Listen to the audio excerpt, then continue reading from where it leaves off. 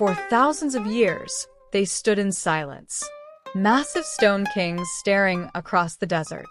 Queens carved with impossible precision. Gods frozen in eternal power. But when archaeologists uncovered the ancient statues of Egypt, they noticed something disturbing. Again and again, the noses were missing. Not cracked naturally. Not worn smoothly by time. Broken. Chiseled. Destroyed. Why? Who did it? Was it an accident of history? Or was somebody trying to erase something? Some believe foreign invaders destroyed African identity. Others blame religion, politics, revenge, and fear of the dead. Even the Great Sphinx carries the scars of this mystery. And the deeper historians investigated, the darker the truth became.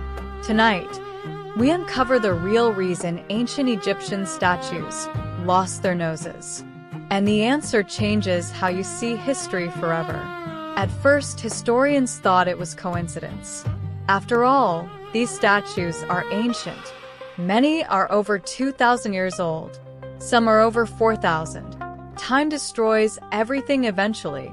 Wind cuts through stone. Sandstorms scrape surfaces for centuries. Earthquakes collapse temples. But there was one problem. The damage looked intentional. Researchers noticed the same exact pattern repeated everywhere. The noses were targeted first. Not the ears. Not the crowns. Not the hands. The noses. And many carried sharp chisel marks. In some statues, the face remained almost perfect except for the nose. That discovery changed the entire conversation, because random erosion does not work with precision. Across temples, tombs, pyramids, and burial chambers, the same strange destruction appeared repeatedly.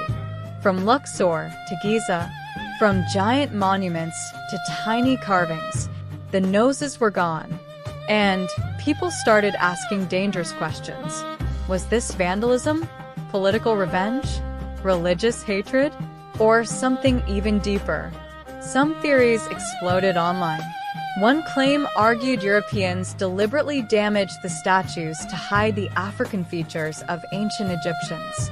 Images comparing reconstructed noses to modern African facial structures spread rapidly across the internet. The debate became emotional, explosive, global.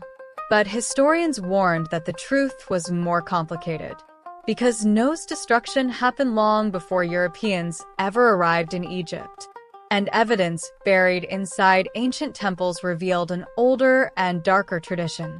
To understand why the noses were destroyed, you must understand what ancient Egyptians believed about death. The statues were never just decoration. To the Egyptians, statues were alive. Not physically alive, spiritually alive. They believed the soul could live inside statues after death. Pharaohs built massive monuments so their spirit could survive forever. And the nose carried terrifying importance, because the nose represented breath, life, the connection between body and spirit. If the nose was destroyed, the statue could no longer breathe. And if it could no longer breathe, its spiritual power died. That belief changed everything. Suddenly, smashing the nose became more than vandalism. It became spiritual warfare. Ancient rulers often attacked the monuments of enemies to destroy their legacy in the afterlife. One of the most famous victims was Hatshepsut. She ruled Egypt as a powerful female pharaoh. Her reign was successful, wealthy, stable. But after her death, many of her statues were systematically destroyed. Historians believe her successor, Thutmose III, ordered the attacks. Her images were smashed, names erased, faces damaged. It was not random destruction. It was deliberate historical erasure. The goal was simple. If future generations forgot her, her immortality would die too. And the nose was often the first target. Ancient Egypt was not peaceful for thousands of years. It was full of power struggles, coups, assassinations, civil wars, and revenge. Every new ruler wanted control over history itself.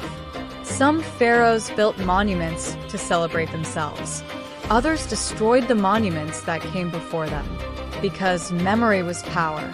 One ruler erased another ruler's identity to appear stronger, and statues became targets.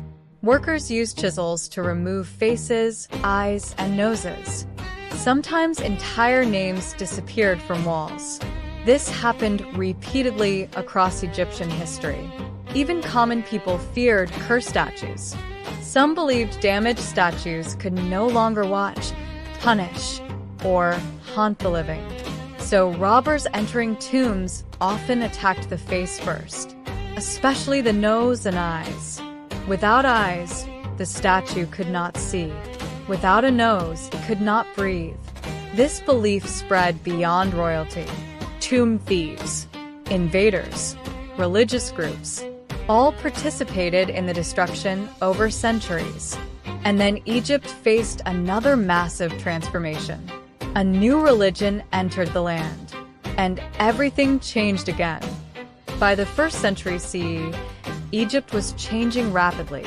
Ancient gods that once ruled the land were losing power. New religious movements spread across the empire, and many believers viewed the old statues as dangerous idols. Some thought the statues carried evil spiritual power. Others saw them as symbols of false gods. Temples were abandoned, statues attacked, faces mutilated. Again, the nose became a primary target, because destroying the nose symbolically killed the spirit within. This pattern did not happen only in Egypt. Across the ancient world, conquering religions often destroyed earlier sacred images. It happened in Rome, in Greece, in Mesopotamia, and in Egypt. But Egypt's statues survived in massive numbers because of the dry desert climate. The destruction became frozen in history, visible forever. And then came one of the biggest controversies of all, the Great Sphinx. For centuries, rumors spread that Napoleon Bonaparte ordered his soldiers to shoot off the Sphinx's nose during his Egyptian campaign. The stories spread across books, classrooms, and documentaries. But historians found a major problem.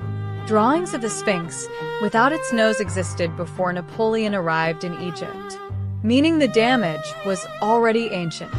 In reality, evidence suggests the nose was likely destroyed centuries earlier, possibly by religious extremists who viewed the monument as idolatry. The mystery deepened even further. If you're enjoying this journey into hidden history, subscribe now. Share this video with someone who loves ancient mysteries, and turn on notifications because the next story uncovers another forgotten truth history tried to bury. And trust me, it gets even darker from here. In modern times, the broken noses became part of a much larger debate. Who were the ancient Egyptians? For generations, scholars argued over Egypt's identity. Some described ancient Egyptians as Middle Eastern. Others emphasized strong African roots. And many modern Africans viewed the damaged statues as evidence of racial erasure. The debate intensified online. People pointed to facial reconstructions, ancient art, and historical writings. Some argued that European colonial powers wanted Egypt disconnected from Africa, especially during the 19th and early 20th centuries, because Egypt's achievements challenged racist ideas about African civilizations. This history matters deeply. For centuries, African accomplishments were often minimized or ignored in global education.